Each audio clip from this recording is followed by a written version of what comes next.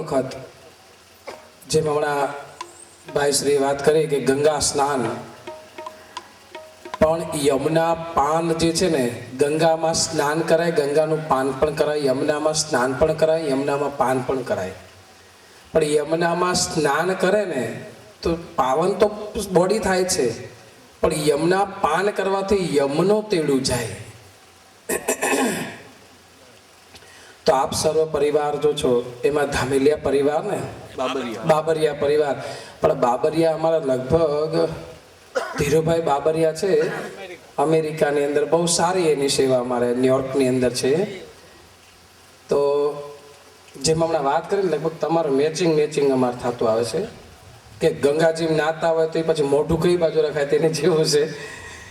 તો એક વખત મને એમ થાય કે ના, અને મહાપ્રભુજીને પણ એમ થઈ જાય, અને જેના પ્રસંગે તમે આટલું સુંદર આયોજન કર્યું છે એ મા જગદંબાને પણ એમ થાય કે મારા પરિવારના મોભીઓએ આવું સુંદર કાર્ય જે કરવા જઈ રહ્યા છે, અને આવતીકાલે જ આઠમ છે અને માતાજીનો જે યજ્ઞ એનું તમે આયોજન કર્યું, બહુ સુંદર કહેવાય. તો બોલો શ્રી કૃષ્ણ કનૈયા લાલ કી. હવની ઘેરે ખાધું નથી લાગતું. બાબરિયા પરિવાર દ્વારા તો ભોજન સમારંભ આજે શું હતું? પરોઠા અને સેવ ટમેટાનું શાક. લાપસી તો લાપસી તો આવતીકાલે ન હોય, કાલે બીજું હોય. અચ્છા એવું છે. પણ આમ તો ઘેરે તો જમ્યા જશો. બોલો શ્રી વલ્લભાધીશ કી જય, શ્રી અમને મહારાણી કી જય. ઈષ્ટદેવ પરમ કૃપાળુ પરમાત્મા શ્રી કૃષ્ણચંદ્ર નારાયણ એવં આ બાબરિયા પરિવાર દ્વારા માં જગત જનનીમાં સ્વરૂપિણીનું આ પ્રાગટ્ય ઉત્સવ જ કહેવાય. કેમ કે અષ્ટમી જે છે એ વર્ષમાં 2 નવરાત્રિ આવે.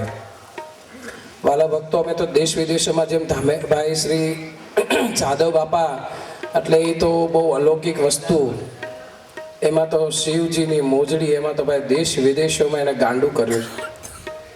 પણ ભાઈશ્રીનું પણ નામ જેમ હમણાં વાત કરી કે ગઢપુર મંદિરમાં અમારે લગભગ વરહમાં 10 પ્રોગ્રામ હોય, પણ 10 પ્રોગ્રામમાં આપની હાજરી હોય, પણ આમ ફેસ ટુ ફેસ આપણે ન મળ્યા, આપણે આપણા સાંભળ્યા બહુ છે મેં. પણ વાલા ભક્તો, આવું દિવ્ય આયોજન કર્યું, એમાં હજી સુધી અમે દેશ વિદેશોમાં ગયા છે. કથા, પારાયણો, પ્રસંગો હજારો જગ્યાએ અમે જાતા કરાવતા હોઈએ, પણ 2 પ્રસંગની અંદર અત્યારે ચૈત્રી નવરાત્રિમાં તો આવા પ્રોગ્રામો થાય, પણ આસો નવરાત્રિની અંદર નાનામાં નાનો બાળકથી માંડીને 80 વર્ષના બાપાને ભક્તિ કરતા મેં જોયો છે. અત્યારે તમે એમ કહો કે રામ રામ કરો, કૃષ્ણ કૃષ્ણ કરો, સ્વામિનારાયણ સ્વામિનારાયણ કરો તો કી નહીં થાય. અને નોરતા આવે અને ટનાટન કપડાં પહેરીને થનગનીને તૈયાર થાય, ક્યાંથી સમરા કાઢી જાય ભક્તિ. બોલો, ભક્તિ સમરા કાઢી જાય. બોલો હે. પણ એ ભક્તિ કોની છે? મા સ્વરૂપિણી મા ભગવતીની. એ જગદંબાની ઉપાસના કરવાને વાસ્તે એ નવરાત્રિની અંદર નાનાથી માંડીને અબાલ વૃદ્ધ બધા થનગનતા હોય છે. તો આજે ચૈત્ર માસની અંદર સુંદર આવો મા ભગવતીનું યજ્ઞનું આયોજન, અને આવતીકાલે તો લગભગ લાગે છે નૈવેદ્ય પણ ભગવાનને માતાજીને સારો એવો ધરવામાં આવશે. અને સવારથી ને બ્રાહ્મણો શ્રી વેદ ધ્વનિ નવચંડી યજ્ઞ હશે ને? કયો યજ્ઞ ભાઈ બાબરિયા ભાઈ? નવચંડી ને? હા, તો નવચંડી કેમ કે એમાં 9 પાઠ કરવામાં આવે, એમાં સાંજે 4, 4:30 વાગે બીડું હોમીને શકરા દે એ સ્તુતિ દ્વારા એ યજ્ઞમાં બીડું હોમાશે, અને વસુદ્ધારા દ્વારા ઘીની આહુતિઓ અપાશે, અને એની અંદરથી અનેકોના સ્વરૂપોના સંકલ્પો જે કંઈ હશે મા ભગવતી પૂરા કરશે. વિશેષ કાંઈ નથી કેવું, આપણે બેનશ્રીને સાંભળવા છે.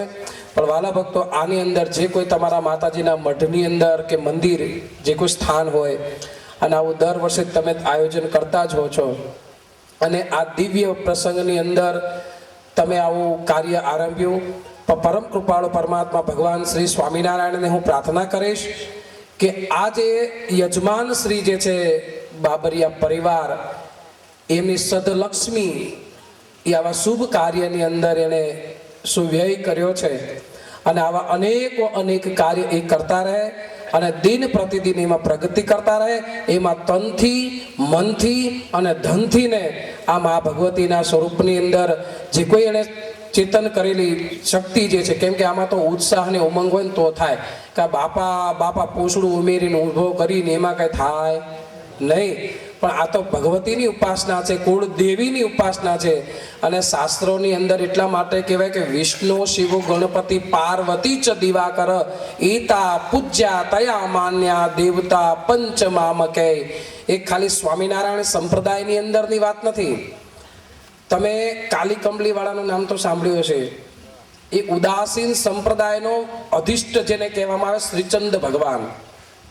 ગુરુ નાનક સાહેબના 2 દીકરાઓ, એમાં એક દીકરો જે છે ઉદાસીન સંપ્રદાય જેને સ્થાપ્યો, એ શ્રીચંદ ભગવાનનું લખેલું પુસ્તક છે. એની અંદર પણ આ 5 દેવોને પૂજ્ય કીધા છે કે વિષ્ણુ શિવો ગણપતિ પાર્વતી ચ દિવાકર. દિવાકર એટલે સૂર્ય. તો એમાં પાર્વતીનું નામ આવ્યું. પાર્વતી એટલે અંબા, અંબિકા, અંબાલિકા, XYZ જે કોઈ માતાજી હોય એમાં બધા જ આવી જાય.